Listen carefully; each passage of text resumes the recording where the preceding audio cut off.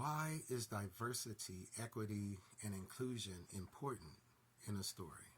Now, I'm not talking about bad writing, bad editing, bad storytelling, or bad acting. I'm not talking about that.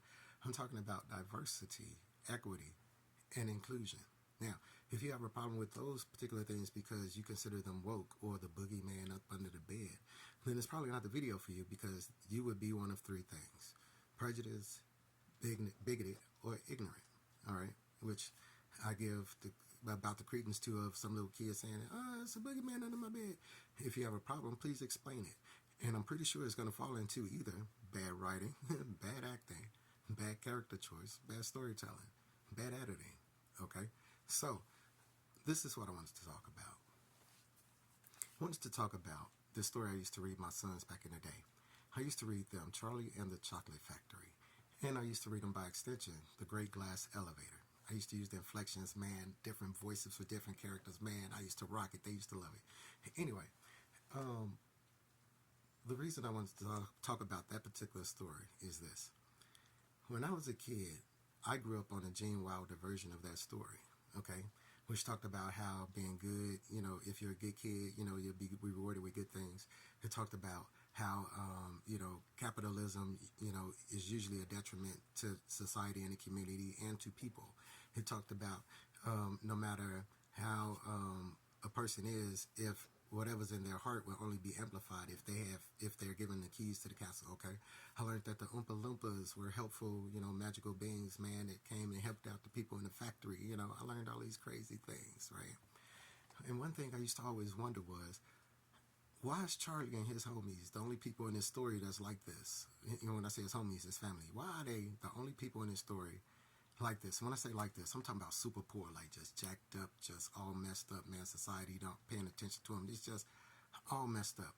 And it didn't really fit, and, it didn't really fit to me. You know what I mean? I'm like, well, why is all these other white people, doing well off, or, having their homes at least, and then this white folk up in this house, man, just all in the same bed, Grandma Joe and all them, Grandpa Joe, and, Georgina and all them, they all just jacked up, right? And so as I got older, and as my kids got older, right, we started to talk about the origins of that story. And I don't know if you guys ever heard of the story, The Chocolate Boy, okay? But here's the thing. The original name of that story was called The Chocolate Boy, all right?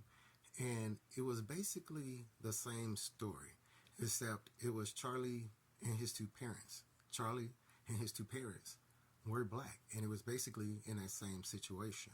Okay.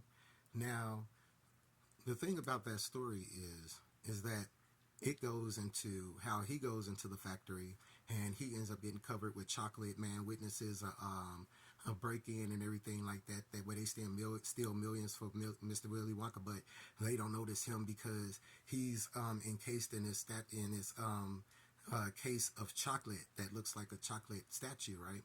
And basically, it talks about how society sees chocolate boys or black boys, because that was also something that they compared us to back in the day, chocolate milk or chocolate bars. Now, the thing is that at the conclusion of that story, because of Charlie's help, Mr. Wonka gives him a factory of his own in the center of town. Okay, now the editor of the story didn't like that, of course, and he ends up changing it to whereas Charlie is white and is in a situation like that. But the thing about representation, right, is that if I had have seen that story as a kid, I often wonder how it would have influenced me, how it would have inspired me. You know what I'm saying? What examinations and debates I could have had with my friends along the lines of how society views black people, right, as opposed to why society is viewing this white kid differently than these other white kids, when that wasn't something that was intrinsic to my culture. All right. Now, inclusion, things of these natures, people grow up looking at TV and wondering, can they be superheroes? Can they be, spies? Can they be, successful lawyers or doctors, or people in marriages with kids and families and stuff like this? All right. But if the only thing they get to see, or doctors traveling space time, you know what I mean? Or even for me, captain of the USS Defiant, you know what I'm saying? I grew up and finally got a black captain, somebody I could be like, oh snap, not somebody who's just in the background. You know, I had mentioned that, something about a black person in a science fiction show. And somebody mentioned that, well, it was a black person that they featured, back there in this episode. And I'm like, well, this person, first of all, was a standalone in the background somewhere, probably was only on the screen for like 10 seconds or something like that. I'm talking about a main character where the story revolves around an individual, where the events and the world or the universe is shaped or forged or formed. The success or failure of that is by this person that looks like me or somebody in my family, So I've often wondered why people have a problem with that. And that's why I can only be like, well, racist, prejudiced, or bigoted. So be careful when you talk to people about why you don't like a movie or why you don't like a company or something like that. Because if the only thing you can think of outside, or when you dig deeper beyond the boogeyman, if you be like, well, what kind of boogeyman is it? Where exactly is the boogeyman? What is the boogeyman doing? But you can't answer any of that, then the person is probably not going to believe the story you're telling. Okay, so if you describe something as woke and somebody challenge you, well, okay, well, what's woke about it exactly? What exactly don't you like about it? Well, what defines it as being woke to you? Well, you know the way that you're using woke isn't the way that woke is supposed to be used and applied. You know what I mean? So I just wanted to share this with you guys. Sorry that the video went a little too long.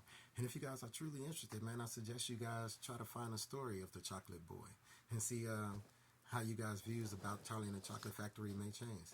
You guys be cool.